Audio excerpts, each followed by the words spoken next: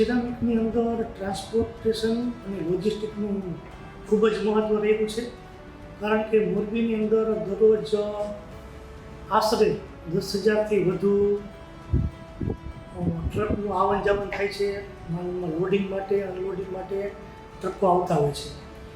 અને અત્યારે હાલમાં જોવા જઈએ તો વિશ્વમાં સેકન્ડ લાર્જેસ્ટ મેન્યુફેક્ચર હબમાં મોરબી આવે છે.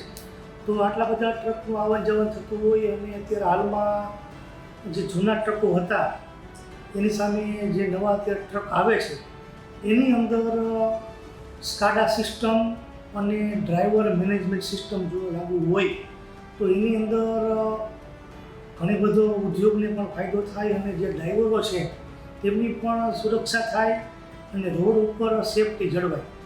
આ જે સિસ્ટમ છે એની અંદર ડ્રાઈવર જ્યારે ડ્રાઇવિંગ કરતા હોય તો ડ્રાઈવરમાં કોઈ પણ એવી ચહલપહલ જોવા મળે તો એની જાણ તરત જ થઈ શકે છે ટ્રાન્સપોર્ટમાં. અને આ બાબતમાં રોડ ઉપર યાત્રિકો છે, બીજા વાહનો છે, એની સુરક્ષાનું જતન થાય.